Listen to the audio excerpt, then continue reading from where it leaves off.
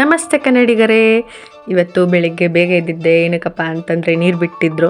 ಹಾಗೆ ಸ್ನಾನ ಮಾಡಿಕೊಂಡು ರಂಗೋಲೆ ಬಿಟ್ಟು 2 ಗಂಧಕಡ್ಡಿ ಹಚ್ಚೋಣ ಅಂತ ಅಂದ್ಬಿಟ್ಟು 2 ಗಂಧಕಡ್ಡಿ ಮತ್ತು ಧೂಪನೂ ಹಚ್ತಿದ್ದೆ.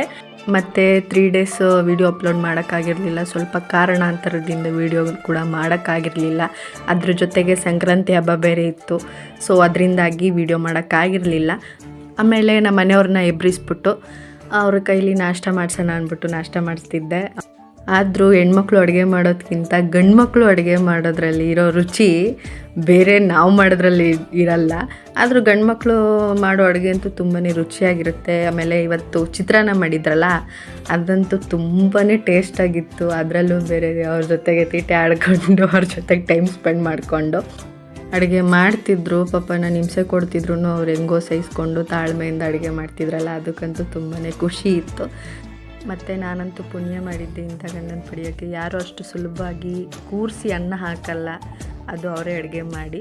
ಅಂಥದ್ರಲ್ಲಿ ನನ್ನ ಗಂಡ ಅಡುಗೆ ಮಾಡೋದಲ್ಲದೆ ಕೂರಿಸಿ ನನಗೆ ಊಟ ತಿನ್ನಿಸ್ತಾರಲ್ಲ, ಅದರಲ್ಲಂತೂ ನನಗೆ ತುಂಬಾ ಖುಷಿ ಇದೆ. ಅದಾದಮೇಲೆ ಮೂವಿ ನೋಡಿಕೊಂಡು ಮುಸ್ಸಂಜೆ ಆಯಿತು. ಹಾಗೆ ಕಾಫಿ ಕುಡ್ಕೊಂಡು, ಆದರೂ ಮುಸ್ಸಂಜೆ ಟೈಮಲ್ಲಿ ಕುಡಿಯೋದ್ರಲ್ಲೇನೋ ಒಂಥರ ಖುಷಿ ಇರುತ್ತೆ ಕಾಫಿ ಕುಡಿಯೋಕ್ಕೆ.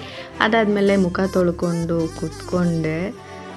ಏನೋ ಒಂಥರ ರಿಲೀಫ್ ಅನಿಸ್ತು. ಈ ಡೇ ತುಂಬಾ ಖುಷಿ ಆಯಿತು. ನನ್ನ ಪೂರ್ತಿ ವಿಡಿಯೋ ನೋಡಿದ್ದಕ್ಕೆ ಧನ್ಯವಾದಗಳು.